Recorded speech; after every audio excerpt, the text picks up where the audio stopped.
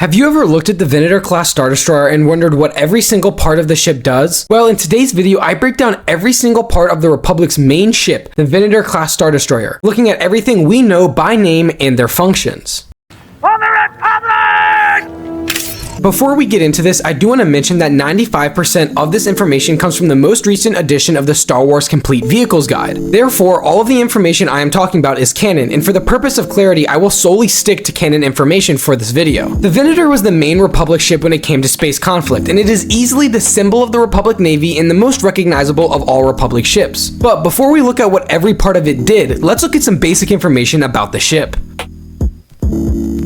The Venator was produced by Kuwait Drive Yards, or KDY, and was designed by Lyra Wessex. It stood at an impressive 1,137 meters long, or 3,730 feet and 4 inches. Its wingspan was only 548 meters, or 1,797 feet 11 inches, and it was 268 meters tall, or 938 feet and 4 inches. It was armed with 8 heavy turbo laser turrets, 4 medium dual turbo laser cannons, and 52 point defense laser cannons. Additionally, it had 4 proton torpedo tubes and 6 tractor beam projectors. To crew this ship, it needed 7,400 crew members, but could also carry up to 2,000 extra ground troopers. The Venator was primarily a carrier and would typically carry around 192 V-Wings and 36 ARC-170s, though throughout the entirety of the Clone Wars, we know that it carried every single type of Republic vehicle, from all of its fighters, transports, to even most of its ground vehicles as well. Additionally, in the front of the hangar, it could even store and carry hyperspace rings. With the basic information about the Venator out of the way, let's get into the detailed look of every single part of the ship.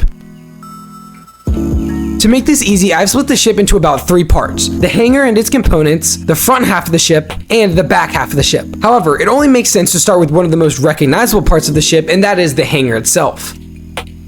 The first and most recognizable part of the hangar itself is its 2 large dorsal doors. These doors run the entire front half of the ship, measuring in at around 500 meters, and not only provide a great aesthetic look, but also have their own shields and hull armor built into them to help protect the ship. Within the hangar itself, we know that starships and other vehicles had their own hangar areas. These areas were protected by atmospheric contained shield projectors and could hold every single type of Republic starship as well as ground vehicles. We also know from seeing the Venator on screen that the floor of the runway and the hangars could be taken down to a lower vehicle service area. This area also directly linked up to the ventral docking bay, which had its own crane for cargo and other starships, or could be used to directly exit from. And in some cases, the ventral docking bay was actually replaced with an SPHA cannon for extra firepower. At the top of the hangar, you had the hangar command post and the tracks that the hangar doors would move across. Now that we have looked at the most striking part of the ship, let's take a look at the rest of the front half of the ship. Starting at the front end of the ship, the first thing that we will see are the tractor beam projectors and their generators, both of which are the parts that we know about that are closest to the front of the ship. Just behind those, you had the first set of large crew quarters. Now, it's likely assumed that these crew quarters ran basically the entire length of the ship. Though we don't get exact confirmation of this, we do know that there are other crew markers around the ship that I will point out later. The next thing you'll run into when running the length of the ship is the ship's medium dual turbo lasers. Through the Clone Wars show, we also know what the operating room for these lasers look like. As you continue down the ship, you approach the next area of crew habitation. However, just before this, you will run into the localized shield generator that is between the crew area and the hangar. Just before you get to the second half of the ship, you will see the large regional deflector shield generator, as well as some of the main spine and framework of the ship. This large regional deflector shield generator would be responsible for supplying power to the deflector shields in this area, but this area would be much larger than you would think, and there's likely only 2 of these on the ship. Additionally, all along the side of the ship, we can see a number of the point defense turrets I mentioned earlier. Now, the image I've been using in the background, the image from the source book, shows all of this on the port side of the ship, though it's worth mentioning that this was mirrored on the other side of the ship as well. That being said, let's look at the back half of the ship, which was a little bit more complex. Moving to the back of the ship, the first thing you will see is this docking port. Now, this docking port often gets confused as a hangar, and while it can be used as this because it does have this vestibule, it is primarily used for docking, whether it be with stations or larger starships. We actually briefly get to see this used in the Clone Wars a number of times. However, before we get into the most complex part of the ship, that is the engine area and the reactor area, I first want to look at the 2 simplest things in the back half. First off, the heavy turbo laser turrets, which are positioned at the base of the tower. Now, these were obviously the heaviest hitting guns of the ship and had important positioning to allow them to be most effective. The great thing about these turbo lasers is we can actually do a full breakdown of them as well. These specific heavy turbo lasers were the DBY-827 heavy turbo lasers, and they were designed specifically for ship combat and planetary bombardments. These weapons were so powerful and impressive that all of the Venator's power could be shifted to them if needed. When looking at the heavy turbo lasers, we can break down every single small part of it. You had the power lines that fed not only directly to the turret, but also the power lines at the bottom that fed the turret's rotator located here. You also had a crew hallway that led to the gun itself as well as the fire control room using an elevator, and that's just all around the turbo laser. The turbo laser itself had a large number of parts as well, from the barrel themselves to the vents that helped gases get extracted, to the capacitors that stored the energy needed for firing, to the cooling fins that helped regulate the temperature, as well as tracking sensors,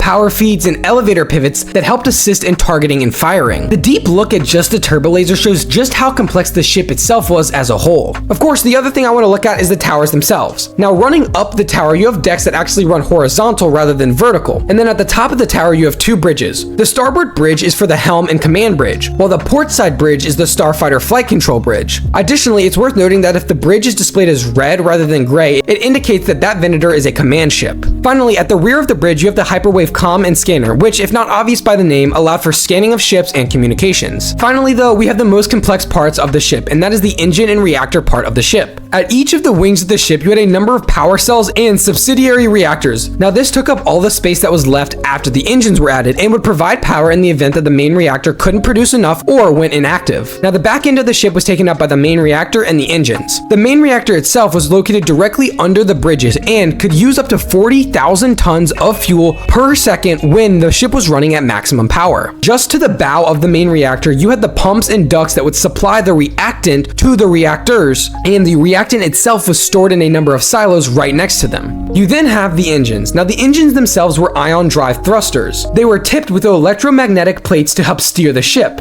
In the larger back fin of the ship, you had the main internal compressor, which helped compress the energy that was coming from the main reactor. Additionally, you had the power feeds that ran power from the reactor and from this compressor into the engines in the hyperdrive. And of course, at the very end of the tail, you had the hyperdrive generators themselves, which again, rather obviously, powered the hyperdrive. Now, we've explained every single part of the ship that has a name and we know the exact location of it. Now, that's not to say that there are other rooms or facilities on the ship that we don't really know about. This includes things like med bays, smaller crew quarters, as well as elevators and all kinds of things like that, and possibly even parts of the ship that have never been explored. Nonetheless, this is every single part of the Venator in canon that we can talk about when it comes to its use and functions, as well as its place on the ship. I hope you all enjoyed, and if you did, make sure to like and subscribe.